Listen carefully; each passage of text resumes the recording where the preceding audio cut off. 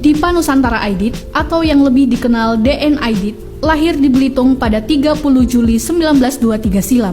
Sebenarnya ia lahir dengan nama Ahmad Aidit yang kemudian membuatnya akrab dengan sapaan Ahmad.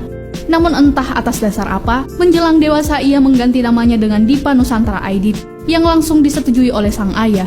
Saat kecil, Aidit dididik dengan pendidikan Belanda. Namun demikian, ayahnya, Abdullah Aidit, terlibat aktif dalam perjuangan melawan pemerintah kolonial Belanda. Sang ayah juga pernah mendirikan perkumpulan keagamaan bernama Nurul Islam yang berorientasi kepada Muhammadiyah.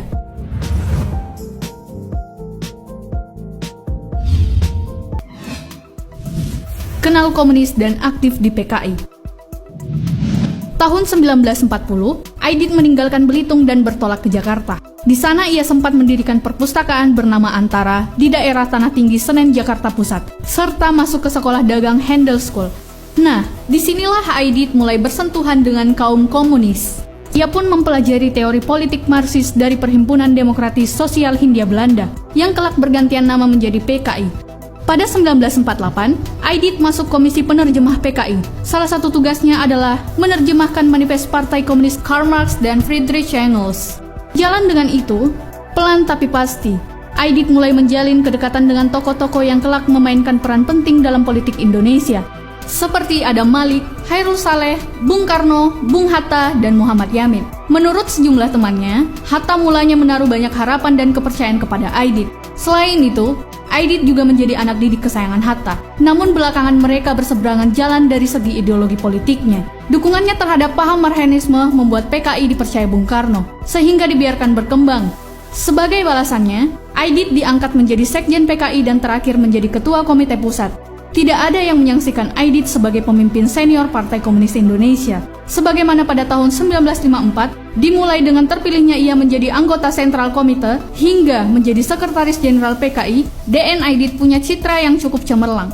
Bagaimana tidak, di bawah kepemimpinannya, PKI menjelma partai komunis terbesar ketiga di dunia, setelah Uni Soviet dan RRC.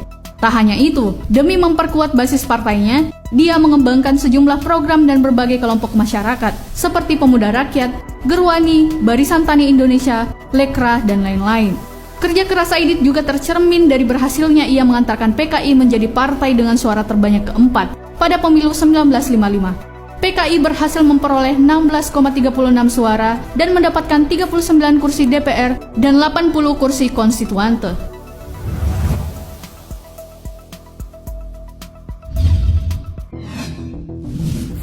G30S dan narasi negara. Aidit menjadi tokoh utama PKI pasca pemberontakan Madiun 1948 hingga 1965. Di lain pihak, tahun 1965 hingga 1966 menjadi titik balik dari kudeta militer yang dipimpin oleh Soeharto. Ya, waktu itu tentara dan PKI tengah bersaing memperebutkan kekuasaan. Keuntungan PKI yang dekat dengan Soekarno membuat militer bergerak cepat dan tak bisa menunggu Soekarno turun dari gelanggang kepemimpinan. 30 September 1965, sekelompok prajurit di bawah kepemimpinan Letkol Untung menyerbu rumah para jenderal yang mereka tuduh akan bertindak makar terhadap Soekarno. 7 jenderal dibunuh, termasuk seorang perwira menengah TNI Angkatan Darat dan polisi. Sementara menurut narasi resmi negara, militer terpaksa turun tangan untuk menyelamatkan bangsa dari kudeta komunis yang gagal pada dini hari 1 Oktober 1965. Namun setelahnya, militer bertanggung jawab atas pertumpahan darah di seantero Indonesia, digerakkan oleh rakyat biasa yang membenci orang-orang komunis di sekeliling mereka. Benar saja, sisa-sisa pemberontak diburu ke seluruh penjuru, termasuk Aidit yang diduga otak gerakan 30 September atau disingkat G30S. Dini hari, 2 Oktober sekitar pukul 1.00, Aidit telah terbang menuju Yogyakarta dengan pesawat Dakota T443. Tujuan Aidit yang mulanya bukan untuk kabur, tetapi mengonsolidasi kekuatan. Meski baru tiba di Yogyakarta, Aidit langsung bertolak ke Semarang menemui beberapa pentolan PKI yang ada di sana. Rapat di Semarang menghasilkan pernyataan bahwa G30S adalah masalah internal Angkatan Darat dan PKI. Tujuan mereka jelas, menyelamatkan partai dari serangan Angkatan Darat.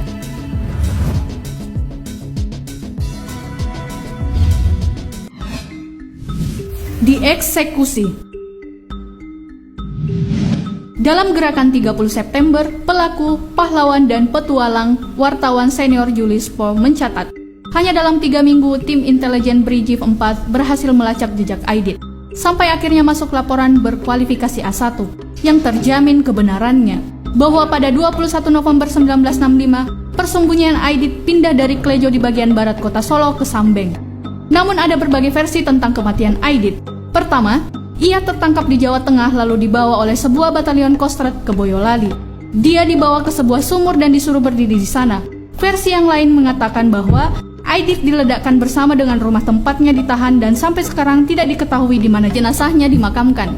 Meski begitu, kita akan berpatokan pada satu versi yang paling kuat, yakni fakta eksekusi yang membuat mayatnya terjungkal ke sumur.